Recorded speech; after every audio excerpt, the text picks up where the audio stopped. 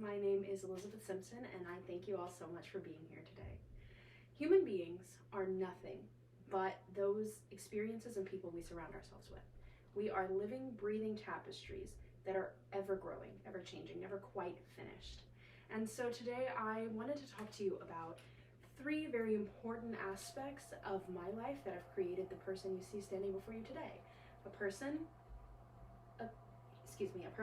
an experience, and a place.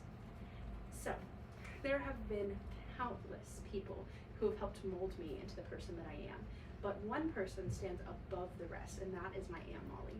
She was the first adult who never talked down to me, never made me feel like a child, less than an equal. She was always there for me when I needed her, and it meant a lot that she always marches to the beat of her own drummer.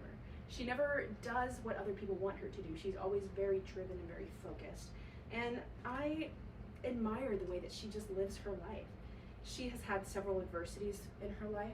She is adopted, doesn't know anything about her biological parents, and has been diagnosed with type 1 diabetes. She wanted to be pregnant, and she took the precautions, and she did it. She wanted to get married, and she wore a black and brown dress instead of the traditional white one. And so she just stands out to me and taught me that you have to live your life for you, not for anybody else. And I really admired that for her. And the lessons that she inadvertently taught me followed me to middle school, where I entered a classroom that I doubt I'll ever truly leave. That classroom was Miss Cooper's 7th grade reading class. And in that class, so many things happened to me. I changed so much, but mostly I learned about my love of poetry and my love of writing, and rediscovered my love of reading. Writing is such a beautiful process, and it's something that you have to feel safe to be able to do.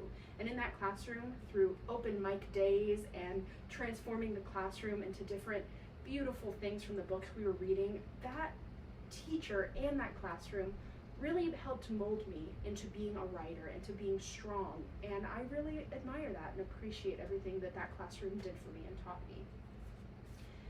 And that classroom unlocked a tiny piece of myself.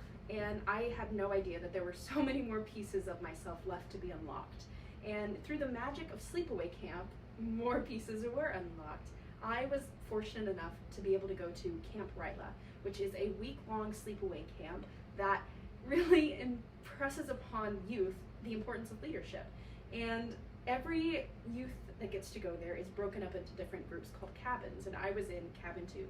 And from the outside looking in, cabin 2 was not many different from the 12 others, except we could not get along. It was always tumultuous, always crazy. There was fighting and conflict and tears, and no other cabin appeared to have those same issues.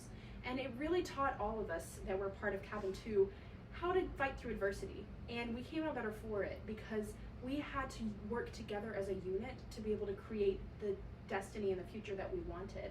And we learned different types of leadership styles, one of those being leading from stepping up and stepping in. And so since none of us were swimmers in cabin 2, someone had to step up for the swimming events, and I did. I'm a horrible swimmer.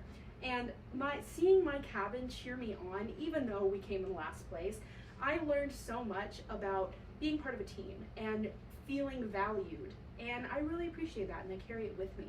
I also learned that if I wanted quiet time in this crazy, chaotic place, I had to ask for it. I had to stand up for myself, and that really is an important lesson that I carry with me to this day. And so the lessons that I learned at Camp Ryla will last a lifetime. However, this speech will not. We are coming to an end. And so I just wanted to thank you so much for allowing me to share with you the person, Aunt Molly, who showed me that life is worth living for you, not for anybody else.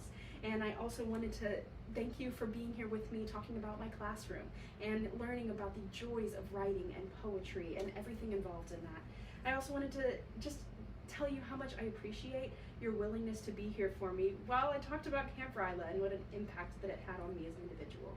Once again, I am Elizabeth Simpson, and I thank you so much for being here with me today.